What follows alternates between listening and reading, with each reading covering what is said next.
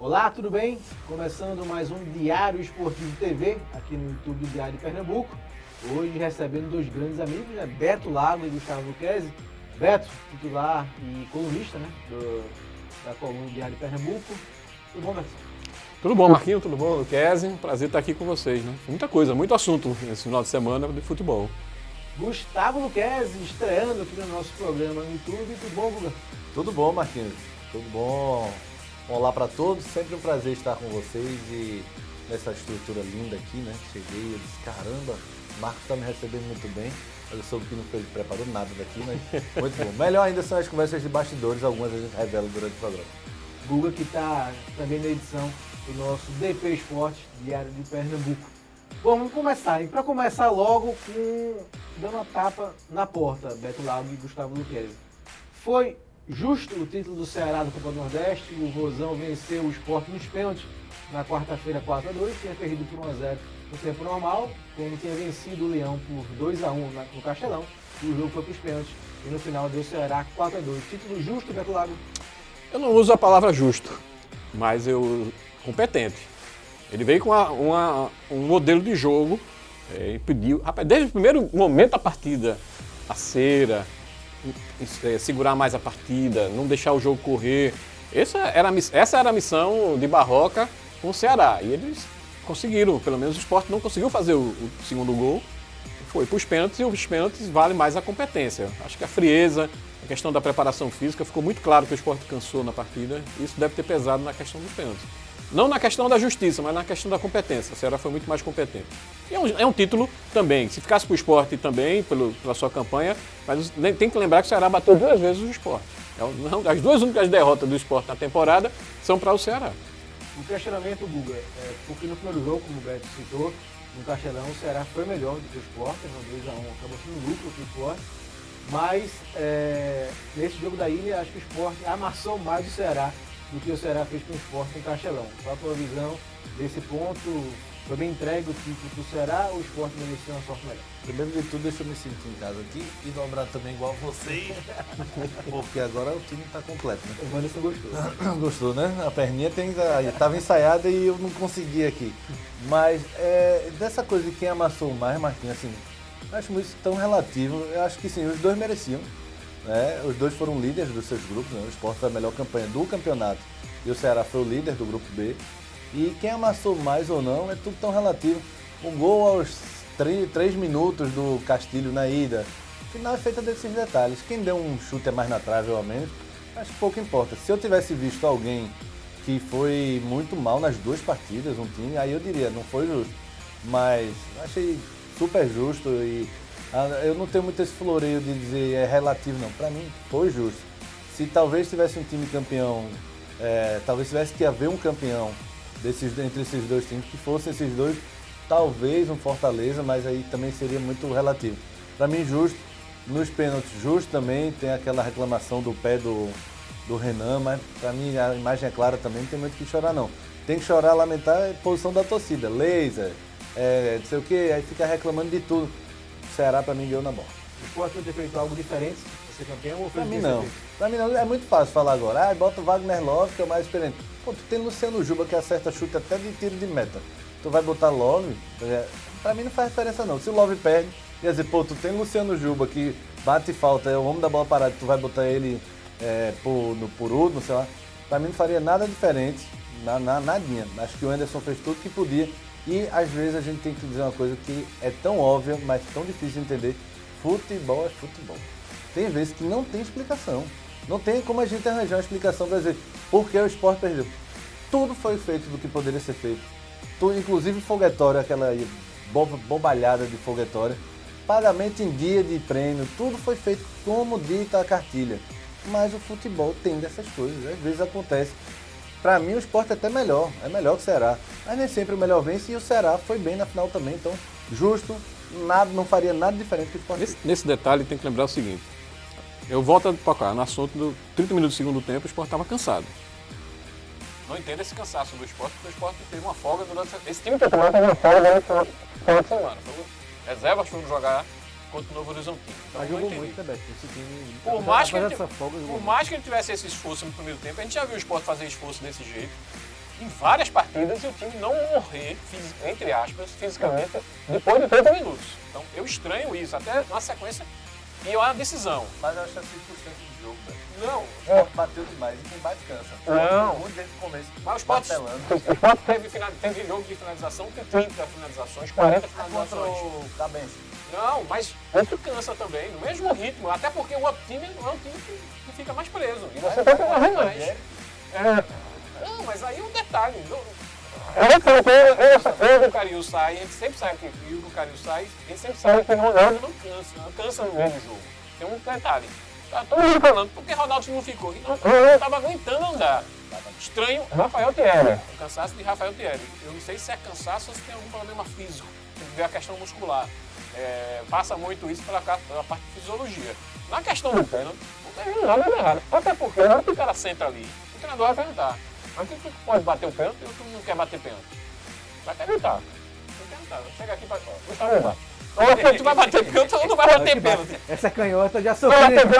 Eu como Eu apanhei de um graça. goleiro frustrado, já sofri muito com essa canhota nas peladas. Tá bom, vai. Tu vai bater. Bate o quinto pênalti. A pergunta que eu faria é, Gabriel, aquela farrapada no finalzinho aqui, faltou um pouquinho de apoio no pé ali? Foi falta de força ou errou a O passada? detalhe do Gabriel é um pouquinho de tem que conversar com ele. Eu acho que o Anderson tem que pegar no pé dele. O Anderson já reclamou do Gabriel naquele lance do gol, naquela brincadeirinha, tudinho. Era a cabeça mais firme ali, tudinho. Acho que ele já foi pensando que já fez o gol. Já foi para bater a bola, por exemplo, esse gol é meu. O problema é que nos pênaltis o Sport não tinha o Ronaldo, que bate com aquele pulinho, mas bate bem pênalti. Não, aquilo ali não pode. Bate bem Vamos. pênalti. E o Jorginho, que é um batedor. São dois batedores que o Sport não tinha condição, porque os jogadores cansavam. O Sport tem a condição de fechar o jogo no tempo normal. Teve oportunidade, teve lance, teve tudo. O Sport não conseguiu fazer isso. Esse é o detalhe. E nos pênaltis, você teve a impressão que o Juba tinha jogo se ligar a cobrança?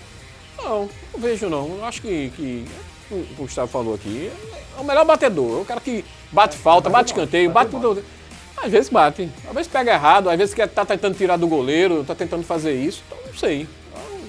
Aí eu não vejo assim, bateu mal, bateu. É o melhor, mas é o melhor cobrador, é o cara da bola parada do Sport. E a gente vai ficar reclamando do cara. Eu fiquei mais chateado no pênalti de Gabriel do que no pênalti de Juba. Mas eu amo esses detalhes do bateu mal, porque o cara vai. Pênalti de segurança, uma bomba no meio. Quem disse que aquilo é segurança? Né? O pênalti bem batido para mim é sempre rasteiro, porque é muito mais difícil o goleiro pegar. No alto o risco é muito maior, se você acertar legal, mas pênalti de segurança ele é rasteiro no canto. Agora, se você fica... ele bateu mal. Para mim o Juba, ele escolhe o canto errado, claro, mas eu acho que ele, de tão nervoso, ele não consegue manter o queixo erguido, o nariz em pé, para olhar a movimentação. Ele baixou a cabeça muito antes, nervoso, querendo bater tão exato na bola ali, pegar firme nela, que às vezes o nervosismo tem isso. São milésimos, frações de segundos que definem o Juba realmente. Dos pênaltis do Sport, qual foi o melhor? Mas foi de Sabino. De Sabino com aquele pulinho ridículo, que eu teria proibido aquilo na fase da... Se a FIFA puder proibir, FIFA, você tá me escutando? Proíba o cara de pular, porque qual é o benefício que você tem dando um pulinho antes da bola? O pênalti tirou o goleiro. A paradinha tudo bem, mas o pulo, pô. O pulo. Ó, se a gente for pular, Beto, a gente na aterrissagem já cai. Quem conseguir bater na bola, a gente bate. Tira um pouco da coisa, mas o do Sabino talvez tenha sido mais bem batido.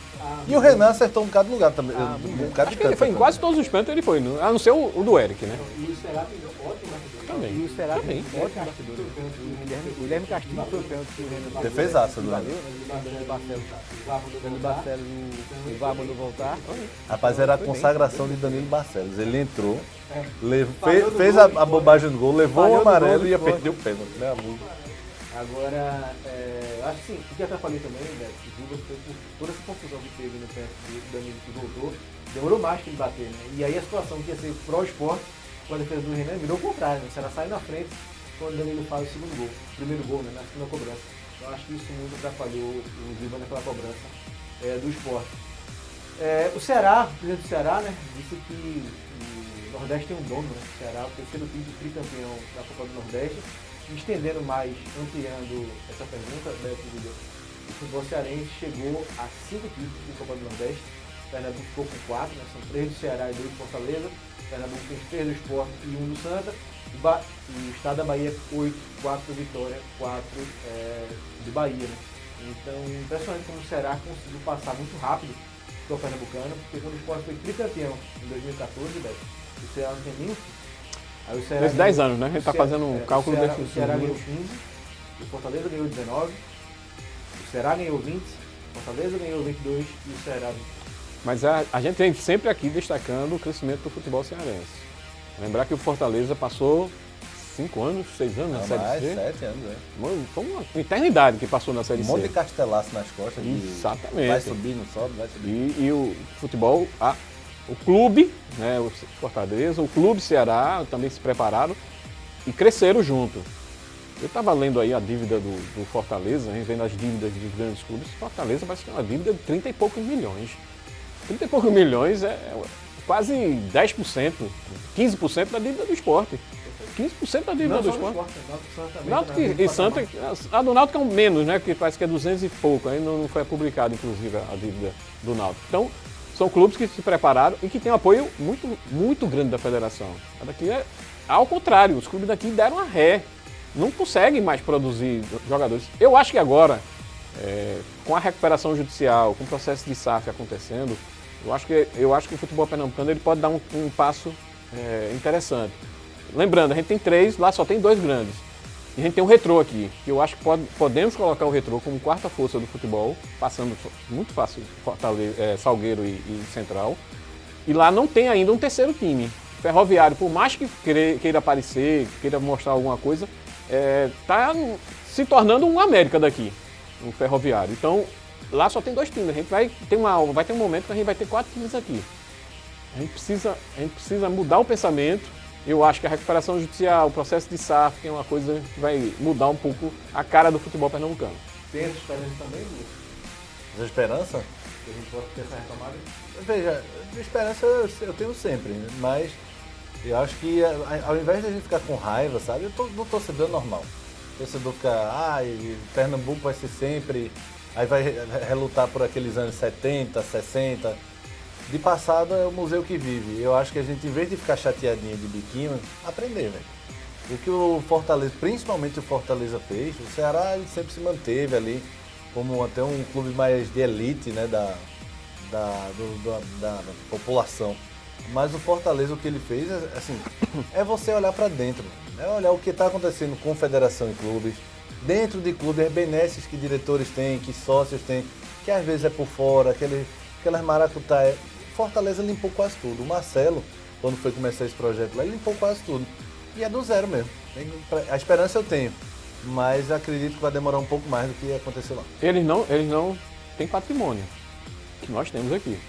Quando Mas tem patrimônio... O presidente da federação já disse que ter patrimônio hoje em dia é ruim.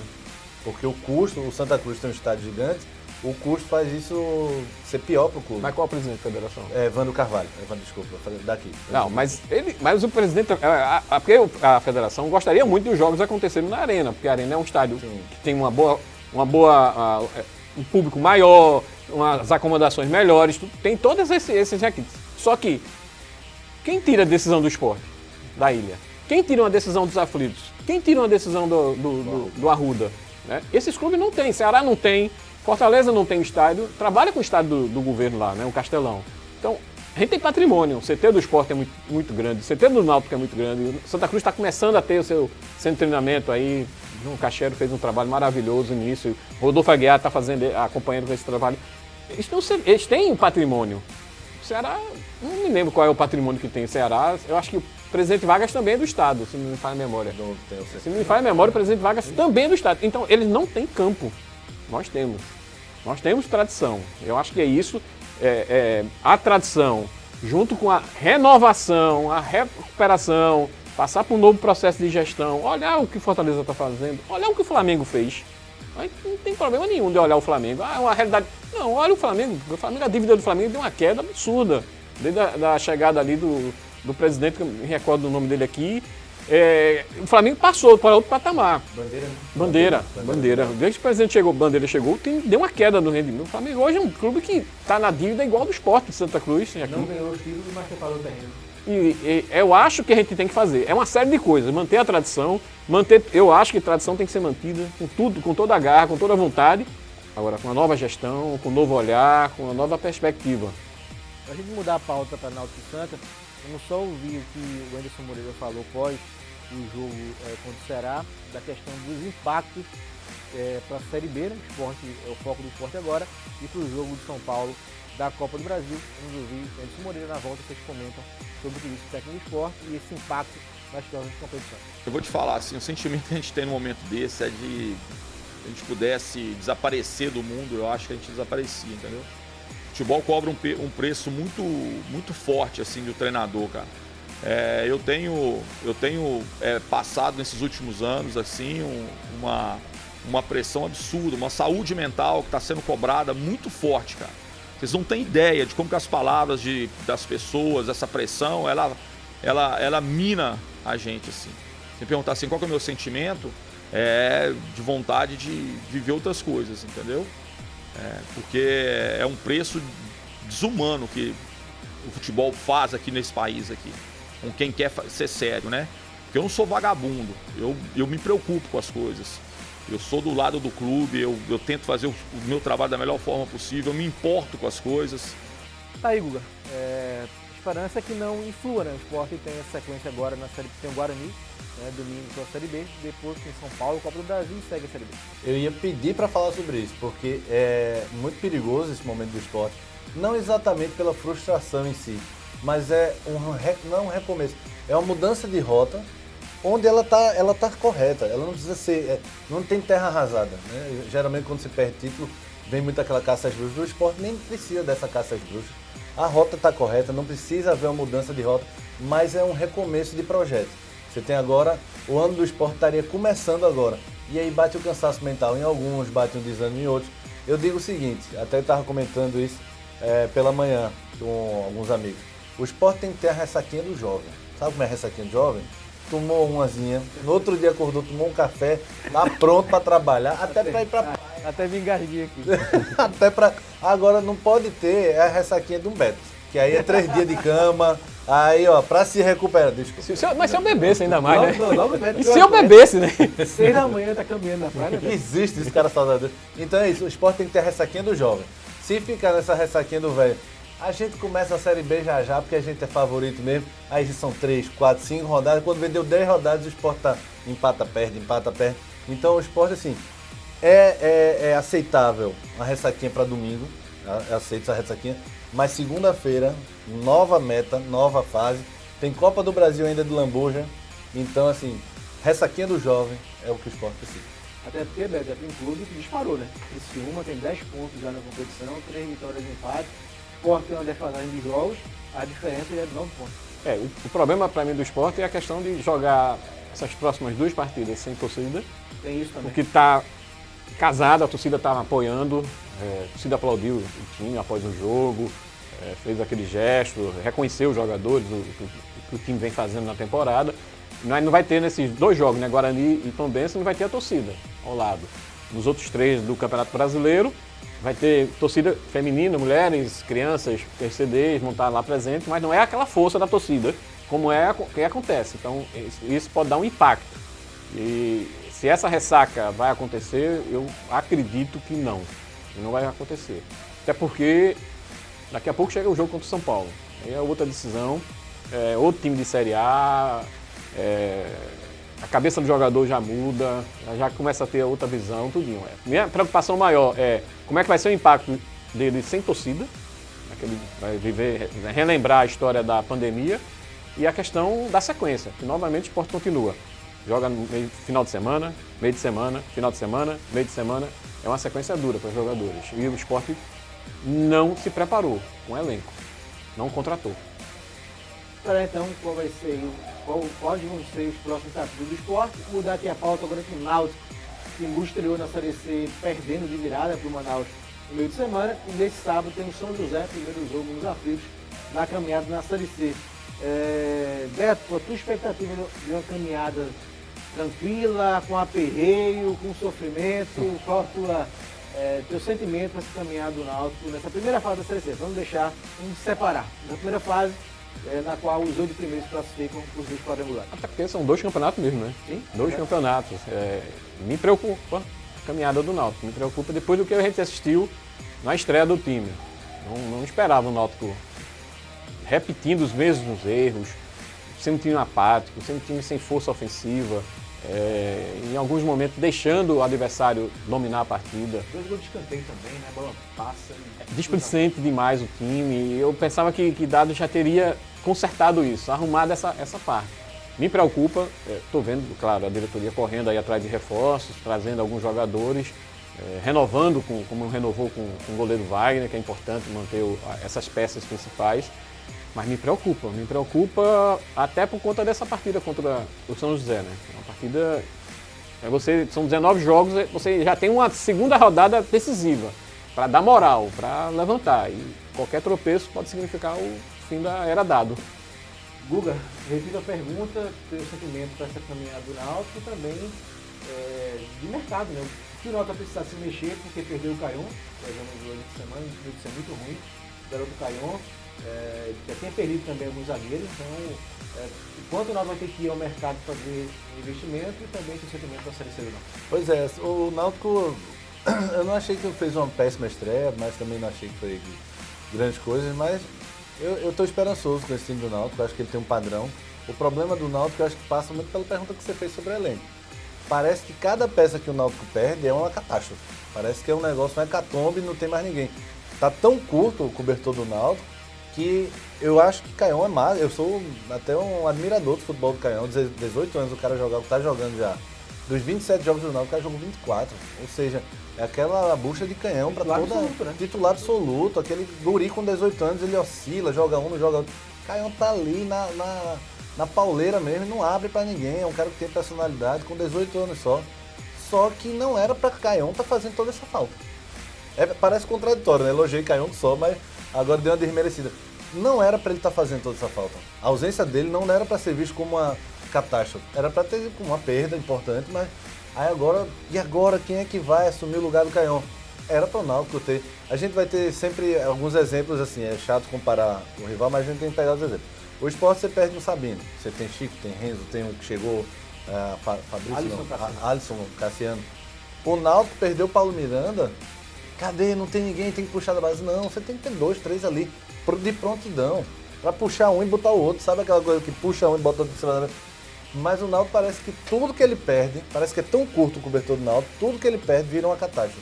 Se perder Souza, vai botar quem? Se perder... Então assim, acho que o Náutico ele não precisa contratar 2 zagueiros e um atacante, não. Acho que ele tem que botar uns 5 aí, e 5 pra chegar disputando vaga. Não tô dizendo nem pra ser titular, assim. Nem quero nesse Jogador calculadora não, né? Aquele que vem pra somar, não. Não vem com isso não. Eu cheguei pra somar. Se chegar pra dividir, vai-te embora, animalzinho. Mas o Náutico precisa de uns 5 desses pra disputar. Não vou me dar o luxo de dizer, chega pra jogar não, mas pra disputar e tá pronto pra jogar. Chega dessa coisa. Se sai o Wagner, ai meu Deus do céu, a gente tem que ir pro mercado. Se sai, não, velho. Às vezes o mercado não precisa, não é sempre a primeira saída não. Vem em casa lá que você tem. Beto, a gente sempre no programa vai tentar resgatar muito da memória do nosso futebol, né? E a gente começa falando de anos tristes, né? Mas aproveitando para dar o start do programa, para falar de grandes craques do futebol. Tivemos o falecimento do Salomão, né? Bruno Santos, no Vasco, faleceu aos 81 anos. Essa semana, Beto, Salomão, mais um dos craques do nosso futebol. Mais um dos grandes craques do futebol pernambucano, doutor Salomão, né? O Salomão é médico, depois que deixou de jogar bola, que se intensificou mesmo na medicina. Não só como jogador, mas é uma personalidade importante do clube, né? Que ele foi gestor, trabalhou inclusive na questão do CT, durante o CT, do centro de treinamento, ele geriu aquela base ali. Craque de bola, um volante, craque de bola, uma geração de ouro do Náutico, aquela geração do Hexa, que infelizmente, quando o Náutico conquistou o 6º título, foi o ano que eu nasci, em 68, então eu não vi nenhum desses jogadores. E a gente tem poucas imagens. Infelizmente, eu gostaria de ter visto esses jogadores, ter visto esse time do Náutico, que era imbatível, um time que encarava o Santos de Pelé. Encarava e vencia, encarava o Cruzeiro de Tostão, encarava o Palmeiras, grandes times do futebol brasileiro e esse time do Náutico encarava. E Salomão, Ivan Brondi, que chegou a ser presidente do Náutico, né? Então vai fazer muita falta pela pessoa que era Dr. Salomão. Beto falou aí do Ivan Brondi, então a gente tem também um trechinho do vídeo do Ivan Brondi, que foi também ao velório do Salomão. Então vamos soltar aí um trechinho do Ivan e depois já emendar com o trechinho do Diógenes Braga, que também estava lá. Na volta o Guga fala sobre o Salomão. Ah, são muitas memórias, né? Nós jogamos muito tempo juntos. Depois, quando nós deixamos o futebol, a gente participou da formação da Granja Nossa Senhora do Pilar. E lá nós convivíamos todo sábado à tarde, numa pelada muito sadia, muito boa, que só trouxe muitas amizades pra gente e muito tempo para a gente conversar sobre futebol, sobre política, sobre uma série de coisas que ele gostava tanto. Um dos maiores ídolos da história do Náutico. Na verdade ele é, porque o ídolo não passa, não morre. Como depoimento pessoal posso colocar que cresci muito ouvindo as histórias, meu pai contando as histórias do Hexa do Náutico, e um dos principais personagens era Salomão. Então uma grande perda para o clube. O clube entra em luta oficial de 3 dias, com a bandeira meio mastro. Além de um excepcional jogador, que não só jogou no Náutico, mas foi um jogador que jogou no Santos, quando o Santos tinha Pelé. Marcou uma década do futebol brasileiro, como um dos maiores jogadores do Brasil naquele momento. Aí Guga, o Ivan Brondi falando e o Diógenes falando, né, que o Náutico decretou luta de 3 dias. Eu fico até assim emocionado quando eu vejo a gente dar valor ao passado, sabe? Porque a gente vê lá fora tanto reconhecimento e às vezes aqui não, às vezes passa despercebido, às vezes o cara não é mais, sei lá, da mídia, o cara tá esquecido, até ficou pobre, enfim, com doença e tal, o pessoal, não vamos fazer uma ação de marketing com ele, não vamos dar... Acho massa quando a gente tem esse reconhecimento, acho massa quando o cara em vida foi homenageado, principalmente em vida, e o reconhecimento pós. A gente tem nossa história, a gente tem que dar valor, respeito sempre o de fora, italiano, argentino, o que for, paulista, carioca, mas Pernambuco tem sua história e eu acho massa quando a gente reconhece e dá valor. Tá aí, mudando a pauta agora, na reta final do programa, para o Santa Cruz e Guga Luquezzi, que finalmente está chegando no dia da estreia do Santa na Série D. Segunda-feira tem Iguatu, do Ceará, às 8 horas no Arruda. Repetir aqui o roteiro pro Náutico, né? A expectativa, Guga, dessa campanha do Santa, uma campanha que é fundamental, né? O Santa, para ter calendário ano que vem no segundo semestre, precisa do acesso para a Série C, e o primeiro passo, o primeiro capítulo será contra o Iguatu, segunda, nesse novo Santa, Guga. Um adendo antes, você viu como o Beto Lago quis passar novinho, né? Eu não vi esse pessoal do Hexa, eu nasci em 68. No ano, eu sou novinho, tem calma. Eu sou 68. Você é o mais experiente da eu vou fazer 55 anos. Na carteira, né? Na carteira. Na carteira. Marquinhos, a estreia do Santa, assim, o Náutico eu tinha mais expectativa e tinha mais conhecimento das coisas. O Santa, assim, a gente não sabe como chega o Iguatu. Sendo bem sincero, dificilmente alguém vai saber como chega o Iguatu. A comissão do técnico tem a obrigação, do Santa tem a obrigação de saber. O Santa, a gente também não sabe muito bem como chega o Santa, por quê? O Santa só fez um amistoso, um jogo treino contra o Botafogo e outro contra o Mancha Verde da Mostarninha, que não dá pra tirar muita coisa. Então, assim, pra mim faltou teste pro Santa. Até pra ele testar os limites dele. O Santa vai se moldar e a gente saber um pouquinho do que é o Santa lá pra terceira, quarta rodada. Primeiro, segundo jogo. E isso é importante pra caramba. Na Série D é tiro curto. Se o Santa for se adaptando na terceira, quarto jogo, ele vai ter que vencer praticamente o resto do ninho, porque não tem essa margem da Série A e B, 38 rodadas, nem essa da Série C, que são 20 times, são 19 rodadas, né? Então o Santa assim, eu vou, o primeiro jogo é um teste, segundo a gente vai aquecendo, terceiro a gente manda bala. Beleza, tu já perdeu 6 pontos aí que tu tá disputando, então vai fazer uma falta danada. Então assim, acho... São 14 jogos, né? 14 jogos, né? São 8 no grupo. Isso, passam os 4 primeiros, ficam... E faz o cruzamento na chave do retrô. Da chave do retrô, que já é mata-mata, né? Passou dessa primeira fase, já é mata-mata. Então acho que faltou o Santa se testar mais. E eu vejo assim, com muito pessimismo. Sendo bem realista, o torcedor do Santa me perdoe, mas eu vejo com muito pessimismo esse time do Santa, porque realmente eu não sei exatamente como foi. Como volto a dizer, faltou testes pra mim, pra gente, né? Pro Santa, não é nem pra mim, pro próprio Santa. E as contratações que vieram, nenhuma me enche os olhos. O Fabrício Bigode, muito tempo que a gente não vê. O Pingo era reserva do Remo, só jogou com o próprio Felipe Conceição, então nenhum me enche os olhos. O Emerson Galego é outra incógnita, então eu estou bem pessimista. A minha pergunta, Beto, seria em relação aos reforços, porque houve uma grande reformulação, né? Porque viu algumas primeiras competições, Verdores, Arthur Santos, muita gente saiu e vieram Nadson, Sampaio Correia, Pinho, do setor do Remo, o Fabrício Bigode, que a gente conhece, do Esporte, do Guarani, Galego, Emerson Galego, do Petrolina, então assim, Ítalo Henrique, foi repatriado. Então, o Santa mudou muito, né? Eu tenho uma preocupação com o Santa Cruz, com a minha grande interrogação no trio de ferro da capital. Então, eu olho para o Santa Cruz e eu não sei o que eu esperar do Santa Cruz. Eu não sei se esses jogadores são ideais ou não, porque eles vão disputar a Série D. Eles não estão disputando Série B em C. Por mais que a gente... Você é do Náutico, o Náutico vai pegar Remo, vai pegar Paysandu, vai pegar dureza o Náutico. Santa Cruz, no grupo do Santa Cruz, não tem essa dureza toda não. Tradição por tradição, Santa Cruz é superior. Acho que em toda a Série D, pela tradição, a gente vê a tradição do Santa Cruz. Mas pode dar certo. O Fabrício pode dar certo numa Série D, a chegada de outros jogadores pode dar certo. Meu problema é esse jogo. Como o Gustavo falou, eu não conheço o Iguatu. A gente vai ter que catar aqui pela internet e ir atrás das informações, porque eu não conheço nada do Iguatu. Marquinhos já tá catando. Ele já tá ali procurando no computador ali, ó, fazendo a... E vai pagar de natural, não, o Iguatu eu conheço, que eu estudei. Não, Você tá vendo agora no Google, seu safado. Eu tô procurando aqui o grupo, porque eu não sei de cabeça. Eu também não sei. E a gente não sabe se Pipico joga. Eu sei que tem sim. Eu lembrava que tinha o Campinense, né?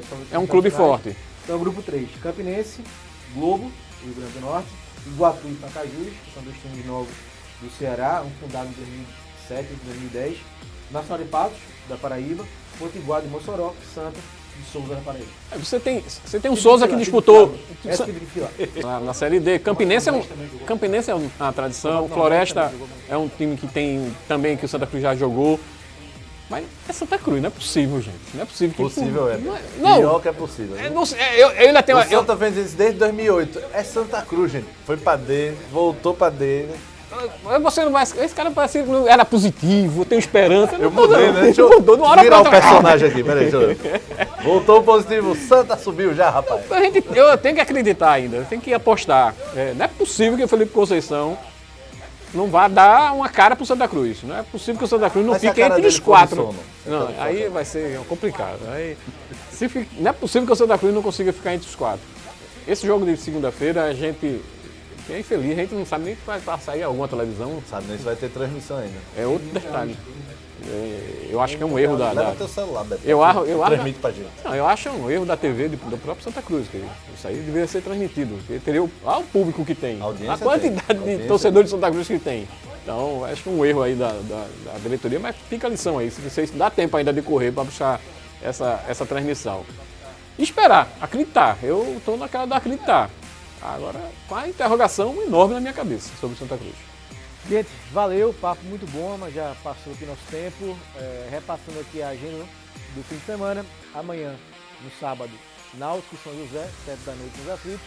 No domingo, também às 7, Sport Guarani, Série B, Ilha do Retiro. Na segunda, 8 da noite, Santa e Iguatu, Série D, Largada do Santos. Guga. Valeu, amigo. Valeu, Marquinhos. Forte abraço. Beto. Valeu, um abraço para todos. Valeu, galera. A gente volta semana que vem. Então acesse aí o Twitter, dá o like e curte o nosso programa. Valeu, um abraço.